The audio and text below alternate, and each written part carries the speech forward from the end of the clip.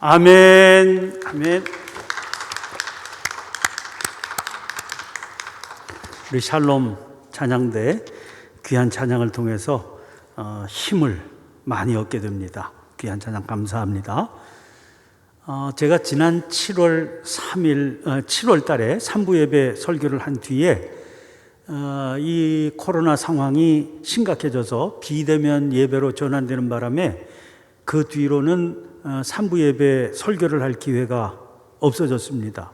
다시 우리 방역 지침이 1단계로 완화되기는 했지만 여러분 아시는 대로 100명대를 넘나드는 그런 날들이 여러 날 계속 되기도 하고 그래서 살얼음 위를 걷는 것 같은 분위기입니다. 더구나 교회가 감염의 원천처럼 그렇게 사회적으로 여겨져서 교회에서 무슨 모임이 있다 그러면 우선 비난받기 쉬운 그런 상황 아닙니까? 우리 교회는 나름대로 철저하게 방역 지침을 따르고 있고 우리 교회만 아니라 다른 교회들도 다 그러리라 생각되는데도 그런 취급을 받으니까 좀 억울하기도 하고 뭔가 이거 좀 다른 의도가 있는 건 아닌가 그런 마음이 솔직히 들 때도 있습니다. 그런데 기도하면서 생각을 하는데 이런 경우에 지혜로운 대응 방법이 뭘까? 한 가지밖에 없는 것 같아요. 그럴수록 더 철저히 우리가 방역에 신경을 써서 아예 오해를 불식시키는 방법밖에는 없다. 봐라, 교회 안에서 이루어지는 모임이 예배가 계속 드려져도 감염되는 그런 일들은 전혀 일어나지 않지 않냐. 이게 숫자적으로 명확하게 나와주면 오해는 저절로 사라지지 않겠나 그렇게 생각됩니다. 그래서 지금으로서는 이게 최선의 대비책이고 또 하나님의 영광을 드러낼 수 있는 길이고 선교의 방법이 되기도 할 겁니다. 그래서 여러분들에게도 당부를 드려요. 모범을 보여주시기를 바랍니다. 개인 수칙 철저히 지키고 우리 질서를 잘 유지해서 교회를 통해서는 감염될 리가 없다. 예배를 몇 번 드려도 코로나 바이러스는 교회는 문제가 없다. 이렇게 소리를 들을 수 있도록 솔선수범해 주시기를 부탁드립니다. 지난 7월 달에 설교 제목이 자신에게로 이런 제목이었어요. 자기의 야망을 달성하기 위해서 야곱이 걸었던 길은 자기 본래 모습을 감추면서 사는 길이었습니다. 야복강에 이르기까지 그의 이름은 야곱인데 남의 발뒤꿈치 붙잡고 사는 자다. 그런 이름 아닙니까? 그런데 스스로는 그걸 받아들이지 않고 어떻게든지 피해보려고 발버둥을 치면서 살았던 거죠. 그가 아버지를 속이고 형을 속이고 그리고 아버지에게 축복을 받을 때 아버지가 묻습니다. 내 이름이 뭐냐? 그때 그가 저는 에서입니다. 그리고 복을 받지 않아요. 그러니까 여기서 혼동이 생기게 됩니다. 그러면 자기 입으로 자기가 에서라고 그러고 복을 받았는데 그러면 그가 받은 복은 에서가 받은 복인 겁니까? 야곱이 받은 복인 겁니까? 이건 뭐 좀비도 아니고 이게 도대체 혼동이 생기게 되는 거 아니에요? 정체성을 잃어버리고 산다는 게 이렇게 무서운 일이 되거든요. 여러분, 이렇게 자기 정체성을 잃어버리고 살게 되면 그는 하나님께서 내리시는 복을 자기 안에 담을 수가 없게 되는 겁니다. 그런데 하나님께서는 자기 자신을 피해서 살고 싶어 하는 그 야곱을 계속해서 찾아오세요. 형 에서를 피해서 도망하던 때 고립무원의 비인들 베델에 있을 때 그 비인들까지 찾아와서 그를 만나주신 분이 하나님 아니십니까? 귀향하던 야곱이 야복강에 도착해서 변하지 않는 재산은 얻었지만 가족들은 많이 늘어났는데도 불구하고 자기의 운명, 야곱이라고 하는 발뒤꿈치 붙잡고 사는 인생이라고 하는 그 자기의 모습은 전혀 변하지 않은 걸 알게 돼요. 바뀌지 않는 운명 앞에서 절망의 밤을 보낼 때 그때도 하나님은 그를 찾아오십니다. 특히 야복강에서 있었던 이 체험은 그의 생애의 분기점이 되는 아주 놀라운 사건이에요. 귀향길에 만난 야복강입니다. 이 강을 건너면 20년 만에 형 에서를 만나야 되는데 반가움보다는 두려움이 더 커요. 그래서 선뜻 건널 수가 없지 않습니까? 고민하다가 가족들 모든 재산 다 건너보내고 자기만 홀로 남게 되었을 때 그는 하나님께서 보내신 사자를 만나게 됩니다. 그와 밤새도록 씨름을 합니다.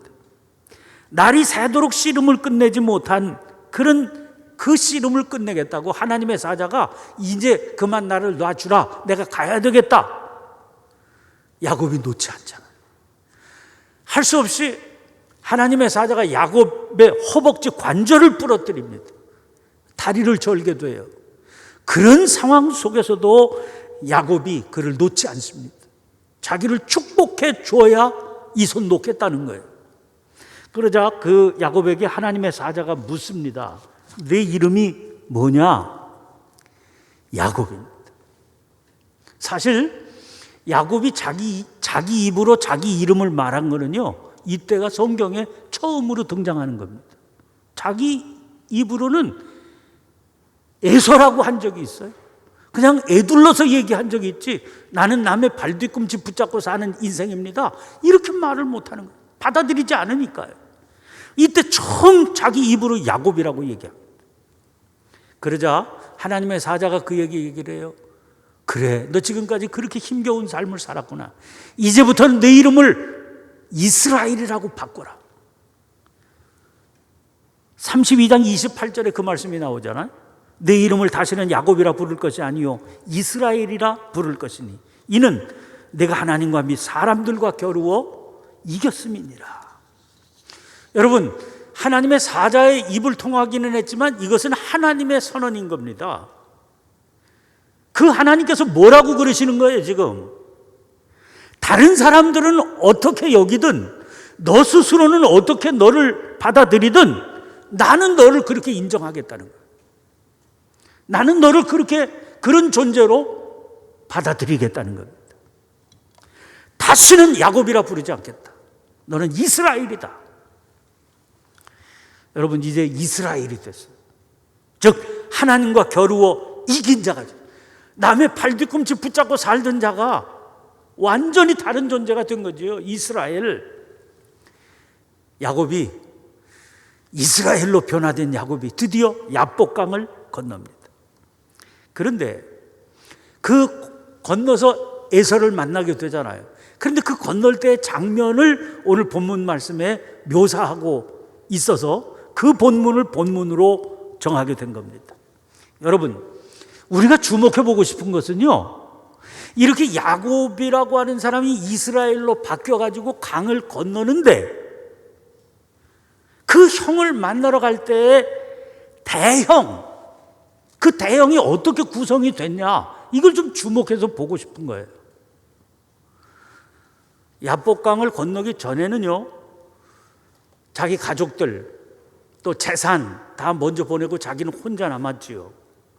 이제 바뀐 대형은 뭐냐면 모든 재산과 가족들 맨 앞에 자기가 쓴 게 달라졌습니다. 자기가 맨 앞에 서요. 그런데요, 그거는 달라졌는데 다른 대형은 달라진 게 없어요. 보세요. 2절 말씀 보시면 뭐라고 되어 있는 거 아니? 여종들과 그들의 자식들은 앞에 두고 레아와 그의 자식들은 다음에 두고 라헬과 요셉은 뒤에 두고 이랬잖아요. 이게 사람이 말이죠, 이 순서가 굉장히 중요하거든요. 옛날에 1919년 3월 1일 날 이제 3.1절 그 만세 운동이 벌어졌잖아요. 그 만세 운동이 벌어지기 전에 독립선언문을 작성하는 겁니다. 독립선언문은 그 육당 최남선 선생이 기초를 해갖고 이게 썼으니까 그 뭐 아주 명문 중에 명문이니까 하자가 하나도 없어요. 그 쫙 이렇게 작성을 했는데 제일 뭐가 문제가 되는 거 아니? 민족 대표 33명 그 이름을 쓰는 게 문제가 되는 겁니다. 이게 결론이 안 나는 거예요. 응? 왜? 누구 이름을 먼저 쓰냐? 이게 역사적인 문서 아닙니까? 이게 누구 이름을 먼저 쓰냐? 이거 가지고 이게 해결이 안 되는 거예요. 민족 대표들인데 이게 양보를 못 하는 겁니다. 서로 자기가 먼저 나와야 된다. 아니, 쟤보다는 내가 앞서야지. 이게 심각한 문제였다니까요. 그 나중에 이제 이게 설왕설래해 갖고 독립선언문을 발표를 못할 지경이 되니까요. 그러니까 그때 남강 이승훈 선생님이 그랬다고 그래요. 여보시오. 이게 지금 무슨 순서인지 알아? 뭘 알고 싸워야지. 이거 죽는 순서야. 누가 먼저 죽느냐를 결정하는 순서야. 그래가지고 손병희 선생님을 맨 먼저 쓰고 그 다음부터는 가나다 순으로 써라. 이렇게 결정이 됐다는 거예요. 여러분, 사람들은 순서에 굉장히 민감합니다. 순서에 굉장히 민감해. 그런데 지금 이 순서가 어떤 순서냐는 거예요. 이게 진짜 죽는 순서예요. 형 에서가 받아들여주면 모르지만 괘씸하게 여겨가지고 처벌을 하겠다. 400명을 데리고 지금 오는데, 이거 너 야곱에 속한 식구들이야? 재산은 접수하고 가족들은 다 처형. 그러면 죽는 순서예요. 그걸 왜 모르겠습니까? 근데 이번에는 야곱이 제일 앞에 쓴 것만은 변화된 사실이에요. 근데 그 뒤에 어떤 순서로 정해졌다고요? 여종과 그들의 자식들은 앞에 두고. 야곱에게 첩이 둘 있었잖아요. 여종 출신으로 부인이 된 사람, 또 그들과 사이에 낳은 자식들, 이걸 최전선에다 놨다는 거예요. 그 다음에는 레아와 그의 자식들을 그 다음에 두고, 그 다음에는 라헬과 요셉을 그 다음에 두고. 여러분, 제1선에 선 사람은요, 도망칠 여지가 없어요. 제2대에 서 있는 사람은 앞에 때가 무슨 어떻게 되느냐에 따라서 도망칠 엄두나 내고, 그래도 다 위험하지만 맨 마지막에 쓰는 건 그래도 살 가망성이 상당한 퍼센트로 있는 거 아닙니까? 그래서 대열을 그렇게 만들었다는 거예요. 여러분, 자기가 가장 사랑한다고 누구든지 알고 있는 라헬과 요셉은 제일 안전한 배후에 배치해서, 그래서 만약에 무슨 사태가 나도 얘네들은 살 수 있도록 해줘야 되겠다. 노골적으로 차별을 둔 거죠. 내가 누구를 더 아끼고 누구를 가볍게 여기는지를 순서에 아주 명확하게 명시해서 보여준 겁니다. 여러분, 이거는 이 대열을 주목해 보는 건요, 이건 누가 보더라도 아주 비열한 차별주의자가 만들 수 있는 대형인 겁니다. 여러분, 아내와 자식들이라고 지금이 상당히 위험한 상황임을 몰랐겠어요? 다 알지? 그런데 가장이 너 제일 앞에서, 너 그 다음에서, 너 그 다음에서 이렇게 배치를 했다니까요.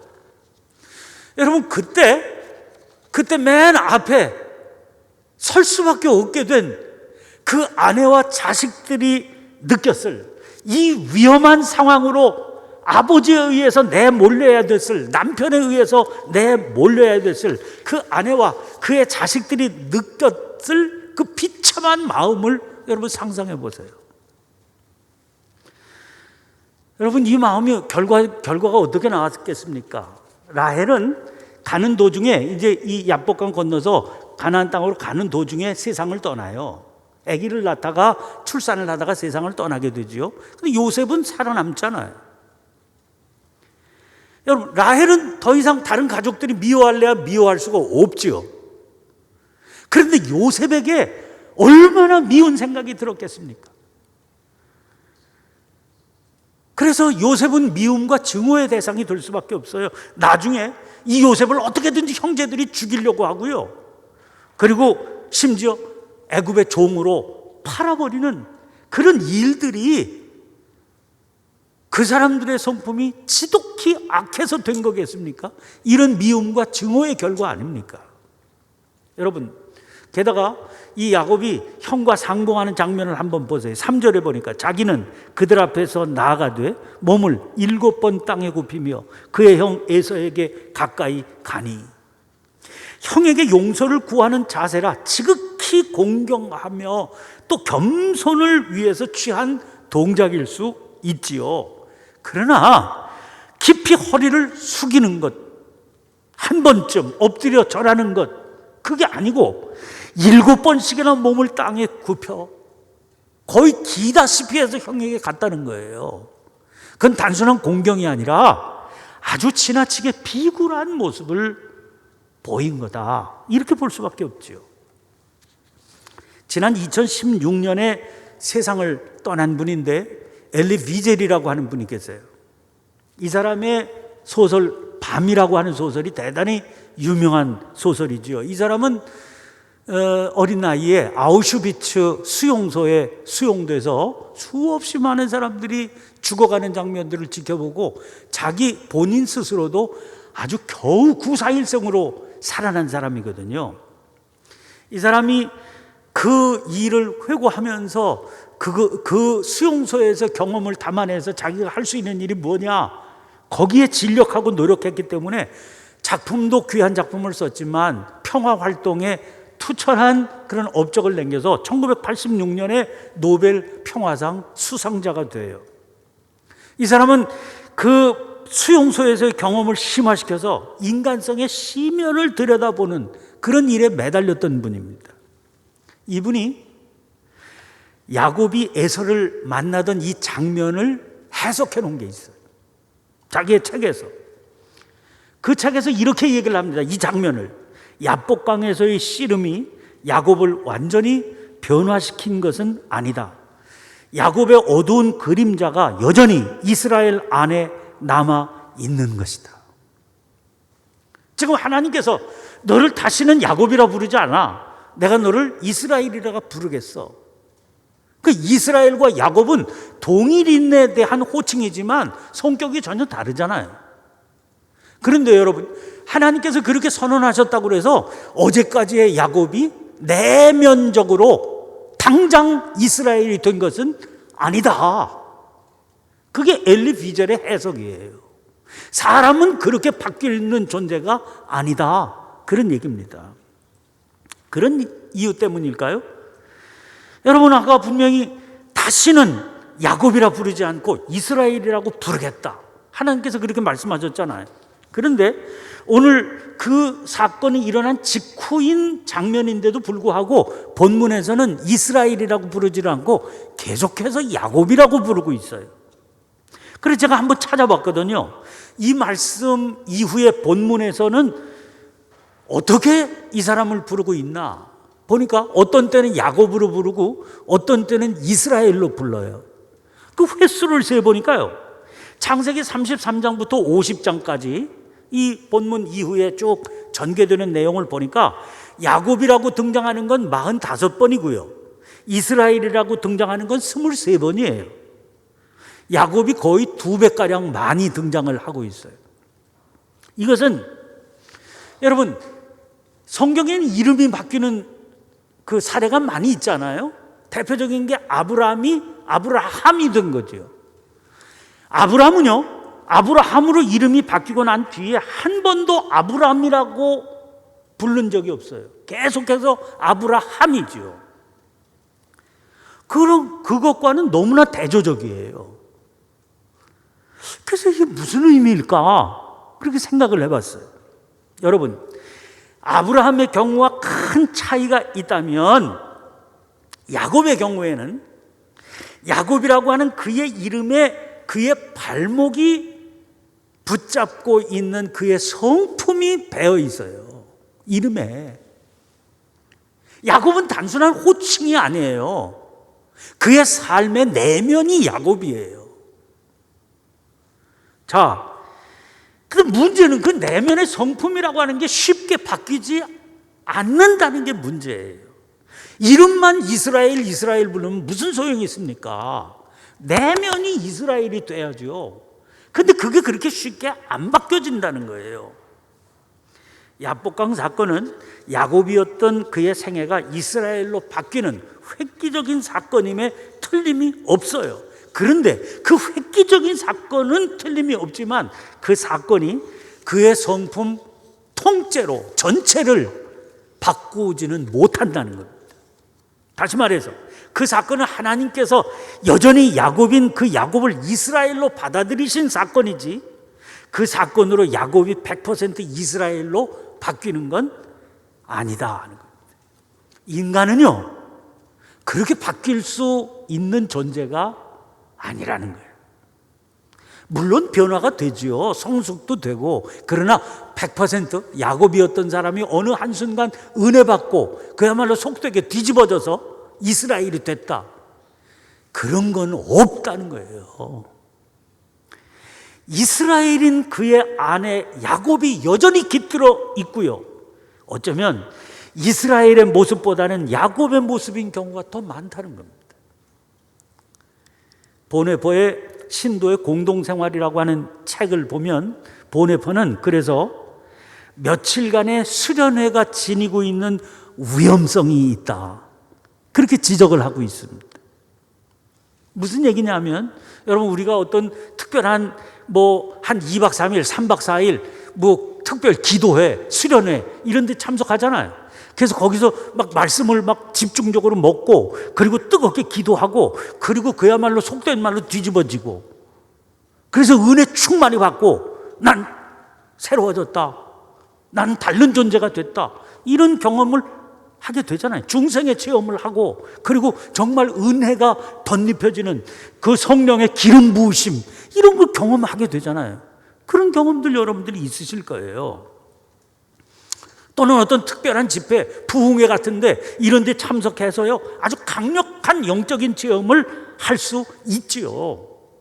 또 그걸 통해서 변화를 경험할 수 있지요. 이렇게 되면요, 그 체험이 너무나 특별하고 너무나 강력한 것이 되어서요, 자기가 바뀐 줄 착각할 수 있다는 겁니다. 그러나 대부분의 경우에 그건 착각인 경우가 많다는 겁니다. 얼마 후에는 이 사람이 그렇게 강력한 체험을 했는데 옛 삶으로 돌아가요. 영적인 요요 현상을 경험하게 되는 거죠.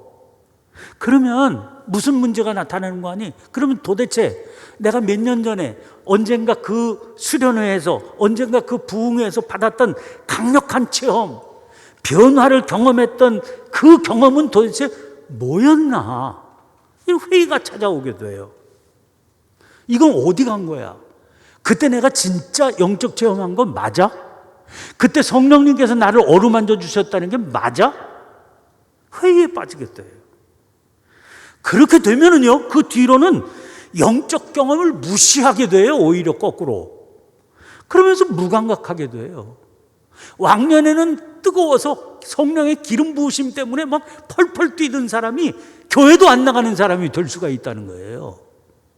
이게 그런 경험의 위험성이라는 겁니다. 여러분, 이런 위험에 빠지지 않으려면 우리는 단번에 바뀌는 존재가 아니다 하는 걸 분명히 알아야 돼요. 근본적으로 바뀌는 존재가 아닌 겁니다. 그런 의미에서 우리의 삶은 긴 거리를 가는, 긴 시간을 가는 영적 순례의 여정이라는 겁니다. 물론 거듭나는 체험이 필요해요. 전혀 새로운 가치관으로 하나님께서 우리의 눈을 열어주시는 그런 영적 체험이 필요해요. 근데 그걸로 끝나는 게 아니라 그 일을 붙들고요, 날마다 오랜 시간에 걸쳐서 변화되어 가고 계속해서 성숙해가는 그런 과정이 있다는 걸 분명히 알아야 된다는 겁니다. 여러분, 우리는 그 순례의 여정을 걷다가 어느 한순간 이 땅에서 우리의 삶을 마감하는 날이 오게 될 겁니다.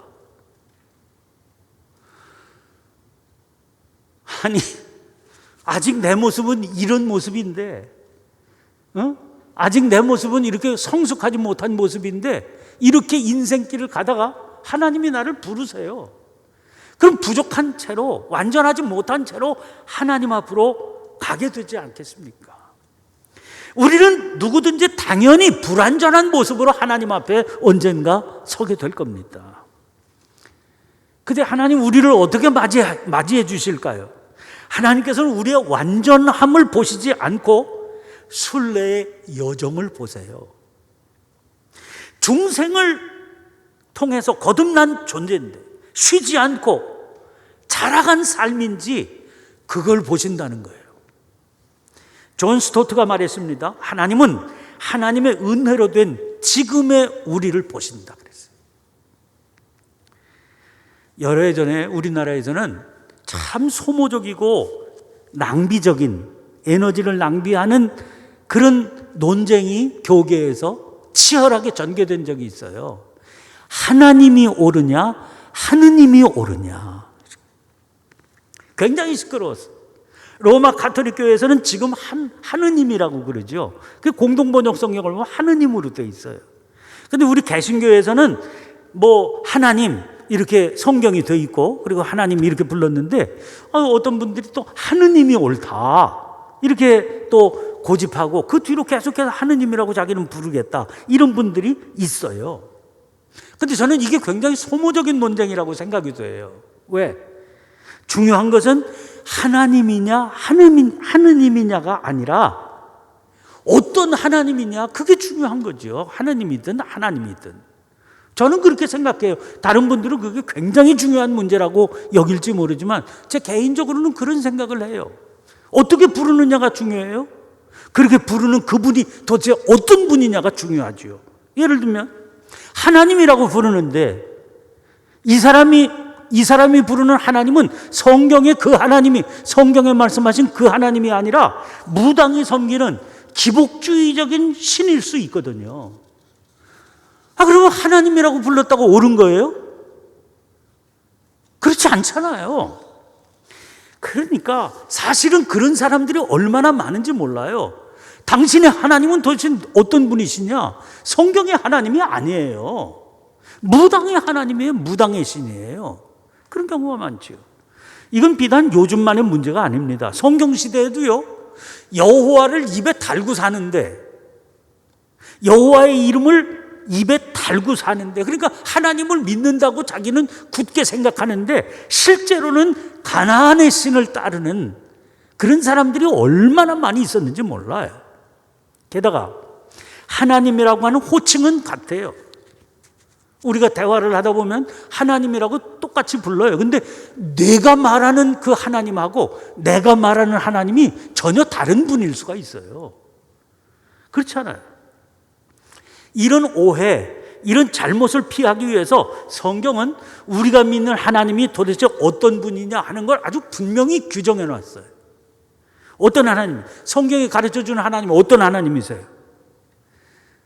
아브라함의 하나님, 이삭의 하나님, 야곱의 하나님. 내가 지금 고백하는 그 하나님이 아브라함의 하나님, 이삭의 하나님, 야곱의 하나님이어야 된다. 내가 지금 믿음을 고백하고 순종하고 따르는 하나님은 아브라함과 동행하셨던 그 하나님이어야 되고, 이삭이 믿고 따랐던 그 하나님이어야 되고, 야곱을 받아들이고 이끌어 주셨던 그 하나님이셔야 된다는 거예요. 그래야 내가 믿는 하나님은 성경의 하나님이 되는 거예요. 근데 제가 이 얘기를 왜 길게 하는 거 아니? 아브라함의 하나님, 이삭의 하나님은 알겠어요. 그런데 그 뒤에 붙는 게 이스라엘의 하나님이 아니라 야곱의 하나님으로 되어 있잖아요. 여러분 이해가 되세요? 어떻게 야곱의 하나님이라고 그랬을까? 이스라엘의 하나님이라고 그래야 될 것 같은데. 그런데 이건 믿음의 조상들의 고백이기도 하고요, 심지어 예수님의 고백이시기도 해요. 여러분, 여기 등장하는 야곱의 하나님이라고 하는 표현을 주목해 보셔야 됩니다. 이스라엘의 하나님이 아니세요. 야곱의 하나님이세요. 이사야서 41장 14절에 버러지 같은 너 야곱아, 너희 이스라엘 사람들아, 야곱의 하나님이 야곱 먼저 나와요. 버러지 같은 너 야곱아, 그리고 너 이스라엘 사람들, 두려워하지 말라. 나 여호와가 말하니 내가 너를 도울 것이라. 누구를요? 버러지 같은 야곱을 도울 것. 두려워하지 말라는 거예요. 내 구속자는 이스라엘의 거룩한 이인이라. 여기는 이스라엘이 나오잖아요. 버러지 같은 야곱도요, 이스라엘로 인식하셔요. 그래서 너를 도와준다는 거예요. 그러니까 두려워하지 말라는 거예요. 여러분, 하나님은 약속하신 대로 도와주세요. 그렇게 두려워할 필요가 없어요. 하나님께서는 지금의 버러지 같은 나를 이 모습 그대로 사랑하시고 도와주신다고 그래요. 감사하고 찬양하고 하나님께 모든 걸 맡기면서 자기의 버러지 같은 모습 때문에 절망하지 말고 자기를 이스라엘로 인식하고 품어 안아주시는 그 하나님의 도움의 손을 붙들고 힘차게 좌절하지 말고 주저앉지 말고 여러분들의 영적인 순례길을 당당히 걸어가게 되시길 바랍니다. 그리고 그 순례의 여정 가운데 아직도 완성되지 못한 모습으로 여전히 불안한 가운데 있을 때 하나님이 여러분을 부르시겠지요. 그때 기쁜 마음으로, 담대한 마음으로 그 품에 안겨서 나를 받아주시는 그분의 품 안에서 그분의 성호를 찬송할 수 있는 저와 여러분의 생애가 되시길 간절히 축원합니다.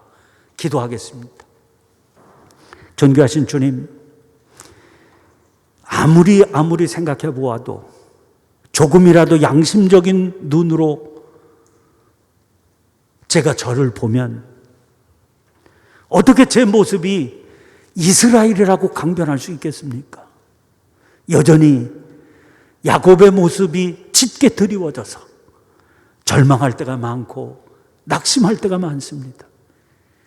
주님께서 버러지 같은 야곱이라고 말씀하셨는데 얼마나 적절한 표현인지 알 수가 없습니다. 이런 삶을 살다가 주님 부르시는 날 주님 앞에 서게 될 때 부끄럽고 수치스러워 어떻게 안길 수 있을까? 안 하나 주실까 싶은 회의와 절망 가운데 빠질 때가 한두 번이 아닙니다. 오늘 여전히 이스라엘이라 불리움을 받으면서도 야곱의 내면을 버리지 못한 그 야곱의 모습을 봅니다.